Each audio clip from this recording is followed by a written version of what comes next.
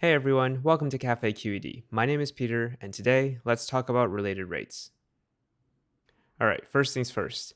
This topic of related rates, I think we can all agree that it's pretty difficult. And I think a lot of it has to do with the fact that related rate problems are posed as word problems, and not just your regular, here's a function, take its derivative, plug in a value, and then we have an answer. And even though that might be the case, I hope that I can provide us with some sort of guideline for approaching related rate problems. So let's get into it. Okay, so the goal of related rates problems is to calculate an unknown rate of change in terms of other known rates of change. So, for example, the classic related rates problem is the ladder problem, where we have a ladder leaning against a wall, and we might be asked to figure out how fast the top of the ladder slides down the wall as we pull the base of the ladder away from the wall. It turns out that the two rates don't have to be the same. And the technique that we're going to be learning today of related rates tells us exactly how to figure this out. Okay, now before we get to the examples, let me first quickly lay out the 4 steps that I would highly encourage everyone to use when approaching related rate problems, especially when we're not familiar with them just yet. Step one is to draw a picture if possible and then label it with information. And I would argue that this one might be one of the more important steps of the 4, simply because drawing a picture, at least in my opinion, allows us to better understand what's actually going on. Step two is to assign variables to the quantities that change and then restate the problem using these variables. And I know that this sounds a little bit abstract in terms of what's going on because we haven't seen any problems yet, but basically step 1 and 2 combined allows us to step away from the word problem formulation into a more mathy formulation. And something to note here is that this phrase tells us that the variables are implicitly functions of time. And the reason why is because these quantities that the variables represent change. And usually with related rate problems, they change with respect to time. So therefore, these variables must be functions of time. Step 3 is to find an equation that relates the variables. And these are the variables that we chose in step 2. And I would argue that this step, step 3, is the most challenging of all 4. And it's the reason why we all consider related rate problems to be really hard. Because in many problems, it might not be clear as to what equation we should use to relate the variables. But hopefully, if we've done step 1 and 2 correctly, step 3 shouldn't be too difficult to do. And then finally, step 4, which I think is the most straightforward one, is to differentiate the equation with respect to t, or with respect to time, and then solve for the unknown rate. And if we stayed true to doing step 2, then solving for the unknown rate in step 4 simply boils down to plugging in all the quantities that we've collected in step 2 into the derivative of step 4. All right, so I know these 4 steps don't quite make any sense without a problem to work on, so let's take a look at an example. All right, for our first example, let's take a look at the ladder problem that I mentioned a little bit earlier.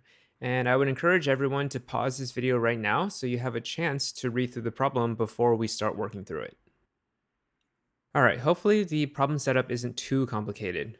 Basically, we have a ladder that's leaning against the wall, and we would like to figure out how fast the top of the ladder slides down the wall as we're pulling the base of the ladder away from the wall.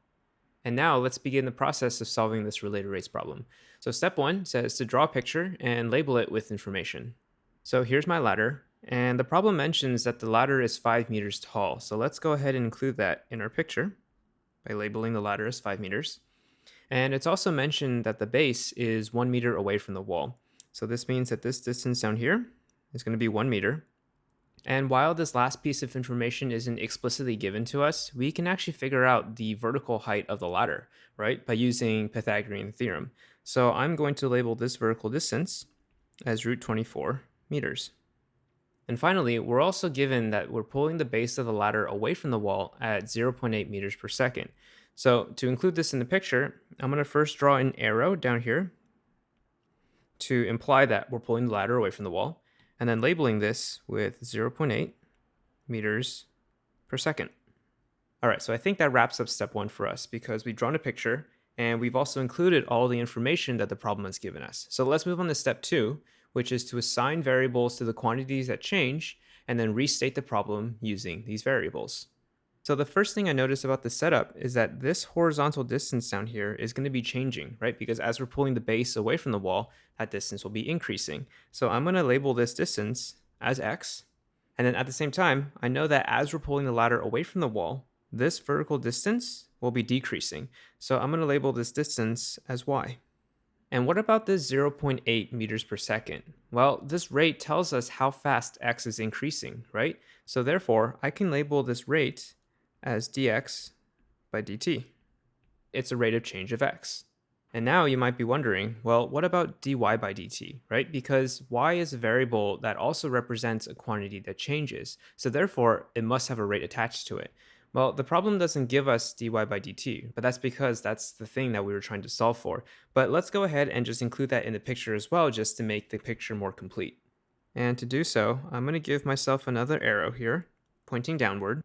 And I'm going to label this arrow as dy by dt. And since this is a value we're looking for, I'm going to say that this guy is equal to a question mark.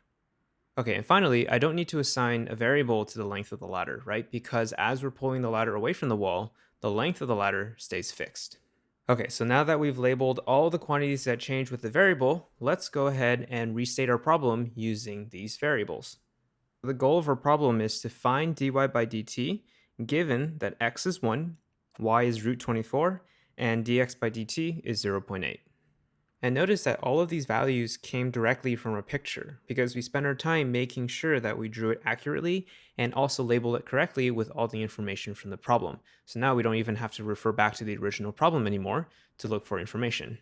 All right, so now let's move on to step 3, which is to find an equation that relates all of our variables. And based on the work that we've done so far in steps 1 and 2, we should be relating the variables of x and y, right? Because so far, those are the only two variables that have come up. And looking back at our picture from step 1, hopefully it's clear what equation we should be using. Since the ladder leaning against the wall creates a right triangle, this means that all of the sides of the triangle are related by the Pythagorean theorem. And this was something that we used a little bit earlier, right? When we needed to figure out the vertical height of the ladder, the root 24 meters. So the equation is going to be x squared plus y squared equals 5 squared, or 25. And now finally, let's move on to step 4, which is to differentiate our equation with respect to time and then solve for the unknown rate. So taking a derivative of both sides of the equation with respect to t will look like the derivative with respect to t of x squared plus y squared. And then this will be equal to the derivative with respect to t of 25. And now looking at what we've written so far, can anyone spot what technique we should be using to take this derivative? It's implicit differentiation, right? Because we're taking derivatives of expressions of x and y with respect to t. And remember, because x and y represent quantities that change, they must be implicitly functions of time. And so that's why we're using implicit differentiation. All right, so let's go ahead and do that. So first, the derivative with respect to t of x squared will be 2x, right? Because we first differentiate like normal, and then we multiply by dx by dt. And then plus the derivative with respect to t of y squared, well, that's going to be first 2y, because again, a normal derivative first, and then multiply by dy by dt. And then this will be equal to 0, because the derivative of any constant will always be 0. All right, so now that we've taken our derivative, it's time to solve for our unknown rate of dy by dt. But notice that all of the values that we need to plug in to solve for dy by dt was already written down because of step 2. So at this point, it's really just a plug and chug until we get to our answer. So we have 2 times x is 1, times dx by dt is 0.8, and then plus 2 times y is root 24, and then times dy by dt, that's our unknown, so we can't plug anything in, and this will be equal to 0.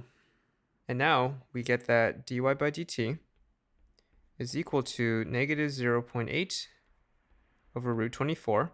And I personally don't like to mix my decimals and fractions, so I'm going to rewrite my negative 0.8 as negative 4 over 5 times root 24.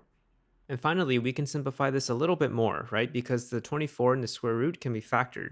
So we can rewrite this as negative 2 over 5 times the square root of 6. And then since this quantity represents a rate, I'm going to include the units of meters per second. And therefore, dy by dt will be negative 2 over 5 root 6 meters per second. And before we finish off this problem, let's just do a quick sanity check to make sure that our answer is within the ballpark of the right answer. So as for the actual value of the answer, that just comes down to whether or not we did our algebra correctly. But what I want to focus on is that negative sign. And my question for everyone is, does it make sense that dy by dt is a negative number? I think so, right? Because as we're pulling the base of the ladder away from the wall, the top of the ladder slides down the wall, which means that our vertical distance, the distance that's represented by our variable y, that distance is decreasing. So therefore, it should make sense that the rate is negative. So again, this isn't a complete check of whether or not our answer is correct, but rather it's just to make sure that our answer at least logically makes sense. All right, cool. So that was related rates. I know it's a lot to get through, but hopefully the 4 steps that I gave us are helpful for these types of problems. All right, so that's all I have for today. If you have any questions, leave a comment below. If you enjoyed this video or found this video helpful, give it a thumbs up. And if you'd like to learn more math with me at CafeQED, hit the subscribe button. And I'll see you all next time.